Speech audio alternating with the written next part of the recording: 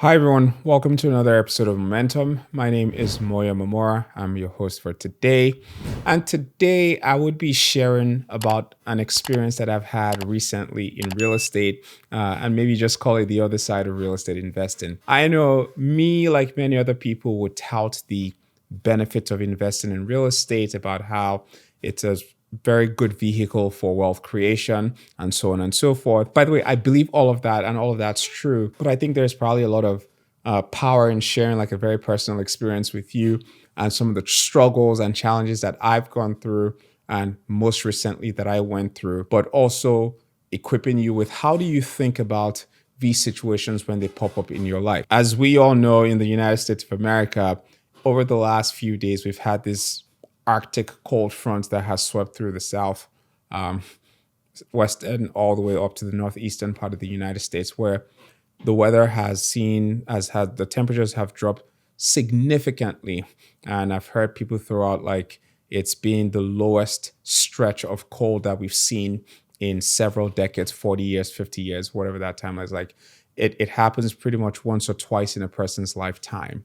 And effectively what happened is that we were below freezing temperatures, right? So I'd use Fahrenheit, which is about, we're like in single digits, negative 10, 15, negative 20 degrees Celsius, or like, 0 degrees Fahrenheit, however you want to think about it. Because 30, if you're in the US, this 32 degrees is freezing temperatures, which is the equivalent of 0 degrees if you're using the metric system. And we see that happen for pretty much about 2 weeks, right? As in Chicago. So I live in Chicago, and it's been that cold. Now, generally speaking, every year, one of the things that I always deal with as a real estate investor is just the burst pipe.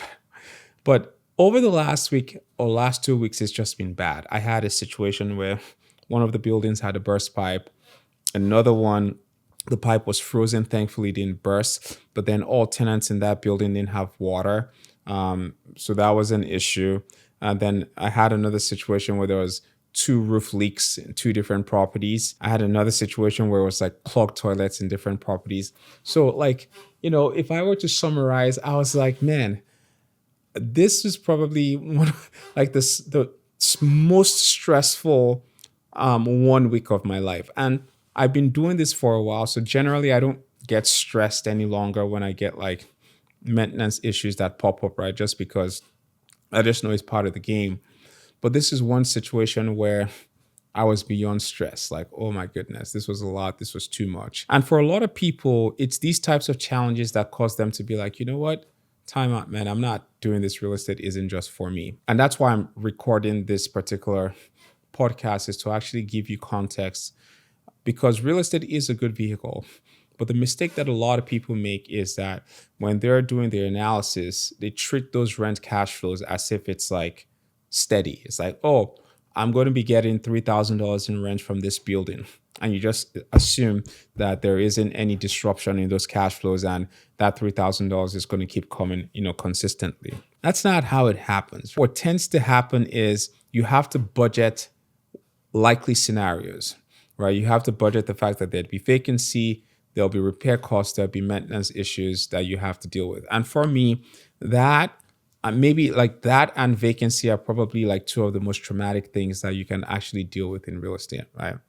But if you can actually set the expectation when you're looking at assets and underwriting the deal and running your numbers on the deal, then when those situations pop up, you can react to them in a very, objective, pragmatic way versus dealing with it in an emotional way. And I think that that's one of the big things that challenges people and causes them to time out, is that they run numbers and they have an expectation that it's $3,000 every month.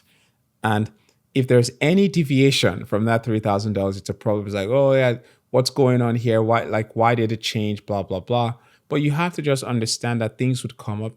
And as things come up, I have to deal with it, right? It's just going to be part of what I have to deal with because it's part of the investment. The first thing I'll say to people is, now, except you are someone who's managing it for you, which, I'd recommend, But I'd say definitely interview who you have that's going to be managing your asset, because one of the challenges here is that if you have your property in the hands of the wrong manager and your incentives are not aligned, that could actually be very costly for you. The whole point of having a manager is so you're not going to be stressed out about situations like this.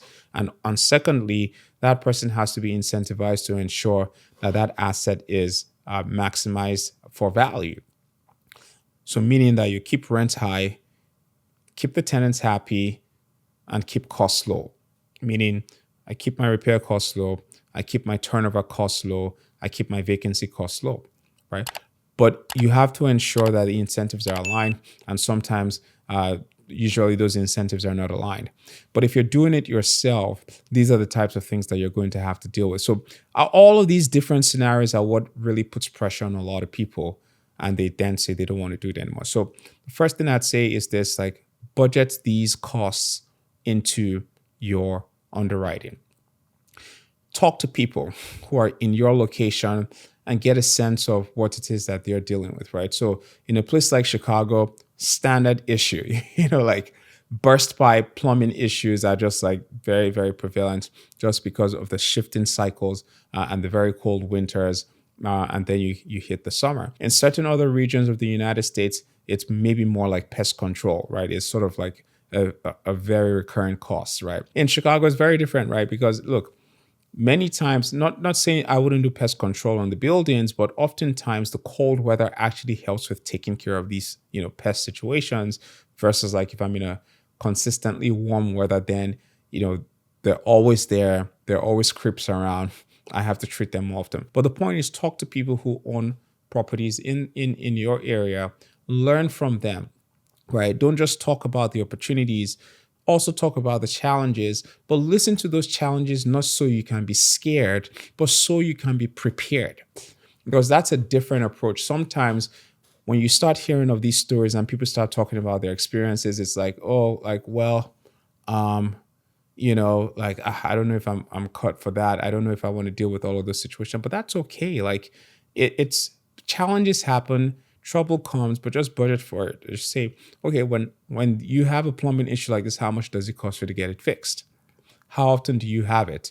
You talk to a few people, then you get a sense of how often these types of plumbing issues would happen, for example, and then you can then budget that, right? There's a probability factor there. The other thing that also happens that goes back into the first point that I was making about expectation is human beings on average have a loss aversion bias.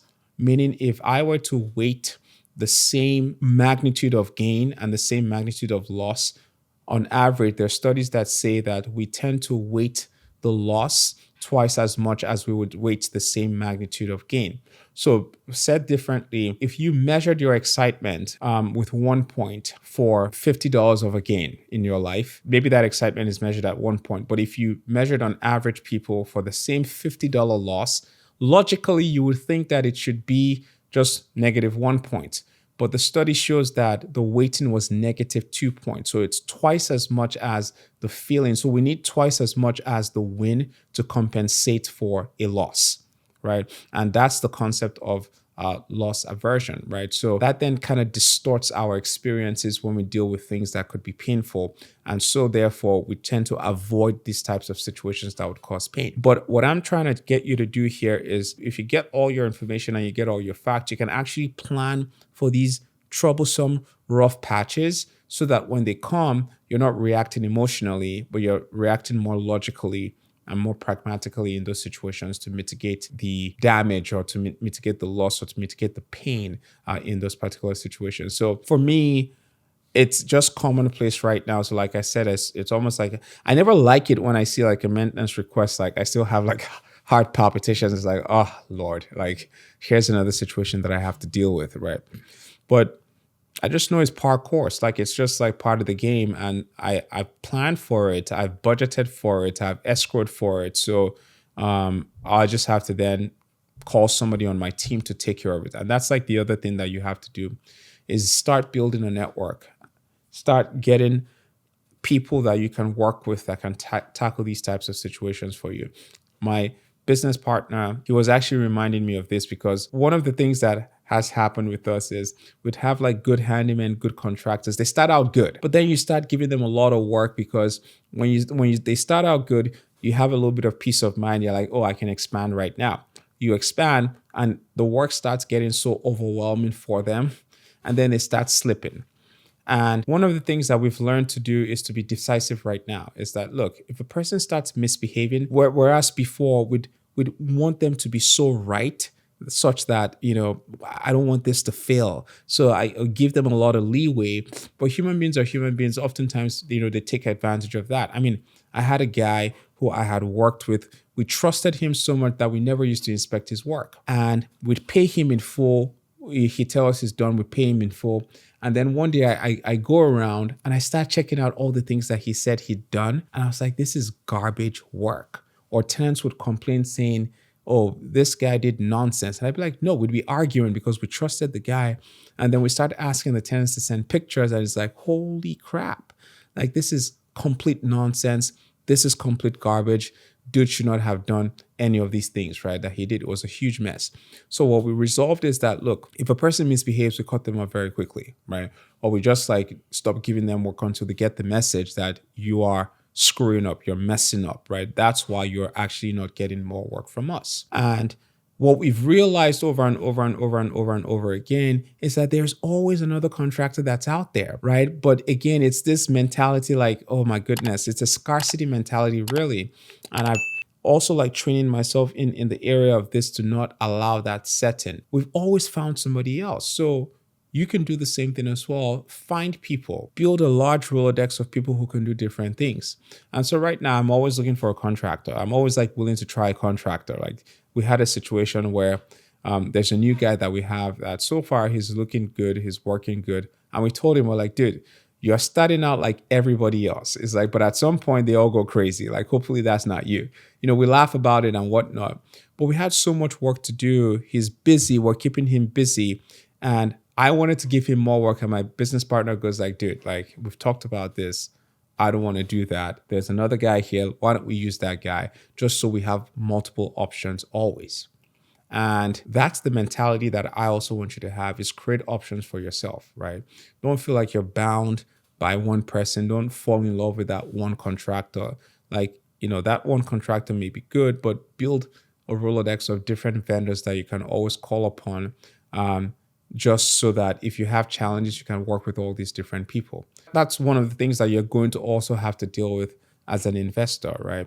And then the last thing I'll say as it relates to this, dealing with like the nightmares of repairs and maintenance and calls, is these days I understand that there are home warranty companies, there are maintenance companies that you can actually engage on some sort of a subscription basis, and there'd be a small deductible, and people use that to, just take care of their situation and not worry about it too much, right? Or to help manage the stress of having to deal with these types of tenant issues. I say all of this to say this to you, that you can actually invest in real estate, right? There will be challenges, right? There are nightmares, there are difficulties with investing with real estate, but nonetheless, you can manage through these situations. If you plan for them, if you set the expectation for them, and you build the right relationships and networks so you can tackle them, you'd be fine, right? It just is part of the whole game. It's part of the whole situation. At the end of the day, you price in those costs. Those are things that drive volatility in your cash flows. It still turns out to be a very good deal. You should certainly invest in these real estate assets because it's a vehicle that is very proven for wealth creation and that will continue to help you with increasing your net worth on an annual basis. Hopefully you found some of this helpful. Really, just me here sharing my own experience in the last week of what I had to deal with. I spent so much money in the last week that it was painful, but look, it's part of it. It's part of the game. We take it on the chin, and we keep moving. It still motivates me to say, let me build my portfolio even bigger just so that I can continue to hire more people to be a part of the operations that I am running right now. Hopefully you found this helpful. Like, subscribe, and share this with someone who might benefit from it. Maybe they're contemplating investing in real estate and they're scared. You can share this with them to be an encouragement for them to say, look, I'm telling you, do it. I think it would benefit you. All right.